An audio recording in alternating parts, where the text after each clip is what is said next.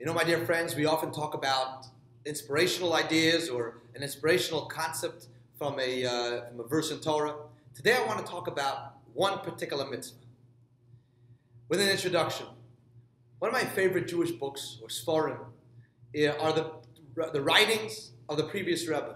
The Rebbe's father-in-law passed away in 1950, wrote extensively, and you open up the previous Rebbe's books, especially the books on his talks, the Sichot, what you experience is an opening and a glimpse into the world of the shtetl. The previous Rebbe describes what life was like in the 1800s, back in the shtetl, and describes various personalities. Really, it takes you to another world, and you experience another time, another era, and obviously you see that life wasn't easy. It wasn't about comforts, it was more about survival. Things were difficult. But something else on a positive note that you notice when you read the previous Rebbe's writings are that life was simple and was mindful. People weren't rushing anywhere. I mean, after all, there was nowhere to go. So when someone was doing something, they were fully there. When they were working, they were present. When they were with their family, they were present. When they were studying or praying or even just having a conversation, they were fully there. They had time to think and time to breathe. People lived a mindful existence. There's a story the previous Rebbe writes that always touched me. There was an individual, an old Jew, who was a well digger for a living. And in his older years, he started building another well. And people approached him. You know, you're older, you should retire, you're starting this project. And he says, what's the big deal? I wake up in the morning, I have my breakfast, I go to synagogue, I pray, I study, and then I go to the corner where he's building his well, and then lapata, nach lapata, shovel after shovel you dig, and eventually you find water. People lived a very simple, focused existence. Where you are, where am I running? Where am I going? And there's obviously something so beautiful about it.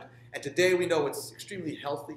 It's good for your mind. It's good for your body. It's good for your soul to be as mindful as we can. And today, obviously, we live in a very different world. The library is filled with hundreds of books teaching us and giving us tips on how to live a mindful existence because we have so many distractions. For every book you have, there are hundreds of distractions pulling us in every way. We live in a very rushed, urgent environment. It's very easy to live a very frazzled life, living like everything is urgent and you have to answer every call and every text message and every Facebook post. It takes a lot of strength, a lot of practice to live a mindful existence, even for a few minutes. And there's actually a mitzvah that Kabbalistically has a lot to do with mindfulness. And all it takes is 3 minutes. So it's a great place to start. And that mitzvah is tefillin.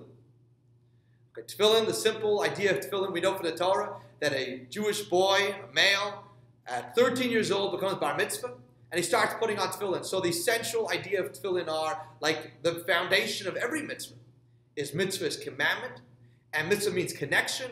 God commands us, do so, and by that you connect to God. Now obviously by that we accomplish that which the mitzvah is about, whether we know it or don't know it. Obviously God gave us the mitzvah, there's value, and there's meaning to the mitzvah, and that's the foundation, so to speak, the core of tefillin. But the Kabbalah, when you open the Kabbalah, it gives us a peek, a bit of an insight into some of the depth and the beauty and the richness and the meaning of tefillin. And one of the central Kabbalistic explanations to tefillin is that tefillin we put on our arm near our heart, and we bind it on our head near our mind, because it's very easy to live life frazzled, or very easy to live life not focused, very easy to live life robotically, just making the moves. We're brought up a certain way, we get used to doing things in a certain way, but we don't actually stop to think, what am I doing? Stop to value and focus. Tefillin, inside the boxes of the tefillin, I have a tefillin right here, inside the tefillin, it contains parchment. And on that parchment, there are the verses, very important verses from the Torah, the Shema, the V'ahavta, that talk about core Jewish beliefs, Jewish values, teaching our children, leaving Egypt. So tefillin contain within themselves the foundation of Judaism, of Jewish life, Jewish focus and Jewish beliefs. So you take tefillin and you bind them on your arm near your heart. And you bind them on your head near your mind. To bind our heart and our mind to these values, to these teachings, and to these perspectives, and to these beliefs, so that they should not remain something outside of ourselves that we simply do, but that we should do them with mindfulness. They should be part of who we are. Our mind should feel them. Our heart should feel them. And our mind should comprehend them, should connect to them, should relate to them. So tefillin is all about mindfulness. Tefillin connects us to these values, connects us to our heritage, connects us to who we are, binds us to God, so to speak. So tefillin is all about mindfulness. But tefillin also connects us to our ancestors and to our history. For thousands of years, think about it, our Zaydas, our grandparents for thousands of years have been putting on tefillin. It's part of who we are. Through thick and thin, we value this important mitzvah. Through good times and bad times, we clung to this mitzvah. I'll give you one example. In the book of the previous Rebbe in his writings, the previous Rebbe was arrested and almost killed by the communist government for spreading Jewish awareness and Jewish teachings. And the previous Rebbe, as I mentioned before, wrote extensively, and he kept a diary of his time in prison. And he writes, one of his entries in his diary is he's taken into a room by an officer. The officer is looking through his files, and he asks the officer if he can pray. The officer says no, but the officer is not looking. So the previous Rebbe writes, he takes out his tefillin, and he quickly puts on his tefillin before the officer can notice. And he starts praying, does the Amidah prayer. In the middle of the Amidah prayer, the officer looks up, and he sees the previous Rebbe in the prison, in the communist prison, wearing tefillin. And the officer, the previous Rebbe writes, he looked at me with big eyes. He was in confusion. And he writes, in that moment, he was transformed to a vicious animal. He says, and all his blood came to his face, and he grabbed my shalroish, and he had tefillin. The previous Rebbe goes on to describe, he luckily got his tefillin off. But think about that.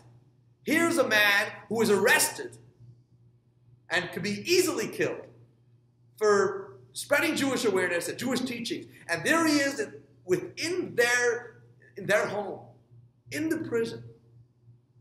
He has Jewish pride. He puts on the tefillin. My dear friends, this is the story of our people. Tefillin binds us to our traditions, binds us to our beliefs, binds us to God, and binds us to our ancestors, binds us to our history. The straps of the tefillin connects us to who we are and where we come from. And all it takes is 3 minutes. So I encourage you, my dear friends, if you have tefillin, that's great. If you would consider buying a pair of tefillin, let me know. I would love to connect you with the scribe and get you a good Jewish deal. And if you put them on, if you're starting to put them on, I would advise to start slowly, maybe once a week, and you get used to it.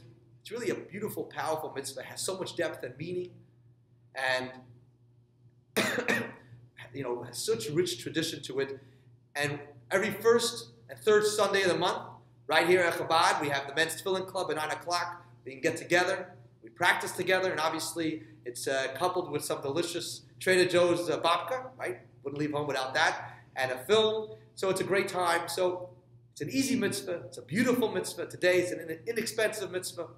Such a beautiful way to connect to who we are, to our traditions, and to your Zayda, and to my Zaydas, all the way back to Abraham and Moses.